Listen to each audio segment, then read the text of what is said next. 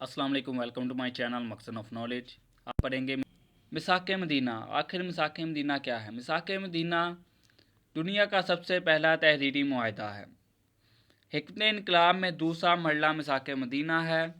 Medina में अब 3 फ़रीक रिहाइश पजीर थे: महाजरीन, अंसार, यहूदी। महाजरीन और अंसार के दरमियान तो क़ुव्वत का निज़ाम कायम हो गया। इस तरह वो एक जान हो गए। ये दो फ़रीक नबी सल्लल्लाहु अलैहि वसल्लम को अपना सरबराह तस्लीम करते थे, जबकि यहूदी अलग वजूद रखते थे और उनके भी एक ताकत थी।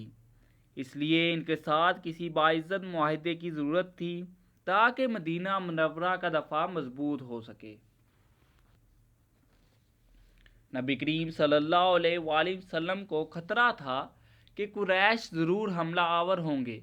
यहूद और मुसलमानों के दरमियान बात शुरू हुई और वो मुआहदा अमल में आया जिसको तारीख में मिसाक मदीना कहते हैं। इसके 2 हिस्से हैं, एक यहूदियों और मुसलमानों के दरमियान और दूसरा हिस्सा मुहाजिर और अंसार मुसलमानों के दरमियान था। इसको दुनिया का पहला तहरीरी दस्तूर तस्लीम किया जाता है। मिसाक मदीना की कुछ नुमाया और अहम दफ़ात हैं। मदीने पर बैरूनी हमले की सूरत में तमाम अहले मदीना मिलकर दफा करेंगे। यहूदी कुरैश मक्का या इनके हलीफों को पनाह नहीं देंगे। अगर अहले मदीना के 2 फ़रीक लड़ पड़ें और आपस में फ़ैसला ना कर सकें तो हतमी फ़ैसला नबी करीम सल्लल्लाहु अलैहि वसल्लम का होगा। जंग के अखराजात और आमदन में तमाम बशिंदगान मदीना बराबर के शरीक होंगे। यहूदियों के हलीफ मुसलमानों के और मुसलमानों के हलीफ यहूदियों के दोस्त होंगे। मजलूम की इमदाद सब पर फ़र्ज होगी। मदीने के अंदर लड़ाई हराम होगी।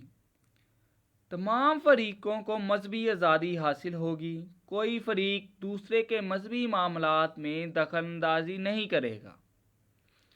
खून बहा और फिदिया के फैसले साबका रवायात के मुताबिक होंगे। फरीकीन में से जब कोई तीसरे फरीक से सुलह करेगा तो दूसरा फरीक भी इसमें शामिल हो जाएगा। इस मुआहदे की आड़ में किसी मुजरिम या जालिम को फ़ायदा नहीं मिलेगा। मिसाक मदीना 1400 साल पहले मुसलमानों का यहूदियों से किया गया एक मुआहदा है ताकि मदीना में मौजूद मुसलमानों का दफा किया जा सके, उनकी हिफाजत की जा सके। मिसाक मदीना की अहमियत। मिसाक मदीना की क्या अहमियत है? मुसलमानों की ज़िंदगी में मिसाक मदीना को इस दौर में बहुत ही ज़्यादा अहमियत हासिल थी।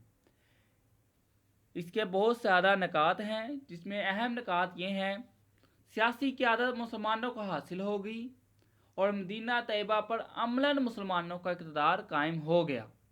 इससे इस्लामी रियासत का क़याम अमल में आया। जो सियासी क़यादत थी वो मुसलमानों को हासिल हो गई थी और मदीना तैयबा पर अमलन मुसलमानों का इक़्तिदार कायम हो गया था। इससे क्या हुआ? इस्लामी रियासत क़याम अमल में आया। नबी सल्लल्लाहु अलैहि वसल्लम अमलन मदीने के हुक्मरान बन गए। ये मुसलमानों की बहुत बड़ी कामयाबी थी, जिससे मुसलमानों की बलादस्ती कायम हो गई। मदीने के अंदर अमन और सुकून पैदा हो गया, जिससे मुसलमानों का इत्मीनान हुआ और वह यकसू होकर इशाअत इस्लाम करने लगे। उनको अपनी इबादत करने में दुश्वारी पेश नहीं आती थी और उन्हें कोई ख़तरा नहीं था कि बाहर से आकर कोई हमला कर देगा। मदीने का दफ़ा मजबूत हो गया था, इसलिए कफ़ार के हमले नाकाम हो गए। तमाम अहले मदीना ने कुरैश को मुखालिफ फरीक तस्लीम कर लिया था। यानी मदीना में जितने भी यहूदी, अंसार और महाजरीन रहते थे, सभी ने कुरैश को मुखालिफ फरीक तस्लीम कर लिया, यानी दुश्मन तस्लीम कर लिया। इस तरह मदीना में अलानिया कोई कुरैश का हमायती ना रहा। मुसलमानों के दरमियान मोहब्बत का रिश्ता कायम हो गया। सब मिलजुल कर रहने लगे, एक दूसरे की मदद करते और जब भी कोई दुश्वारी या कोई मुश्किल पेश आती तो सब मिलकर मदीना का दफ़ा करते। जिससे क्या हुआ, एक इस्लामी माशरा मर्ज वजूद में आया। यहूदी अलान मुखालफत के काबिल न रहे। यहूदी खुलकर ऐलान नहीं कर सकते थे, खुलकर मुखालफत नहीं कर सकते थे। इस मुआहदे के तय हो जाने से मदीना और इसके अतराफ में एक वफाकी हुकूमत बन गई, जिसका दारुल हुकूमत मदीना था।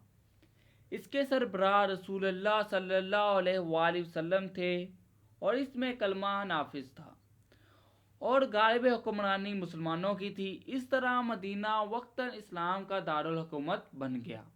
जैसे जैसे वक्त गुजरता गया, मदीना मुसलमानों की जो इस्लाम का दारुल हुकूमत बन गया और जिसके इस्लाम के जो जितनी भी रियासत थी उसके हुक्मरान हज़रत मोहम्मद सल्लल्लाहु अलैहि वसल्लम बन गए। और ये था मिसाक मदीना, एक मुआहदा जो यहूदियों के साथ किया गया मुसलमानों की हिफाजत के लिए। Thank you very much.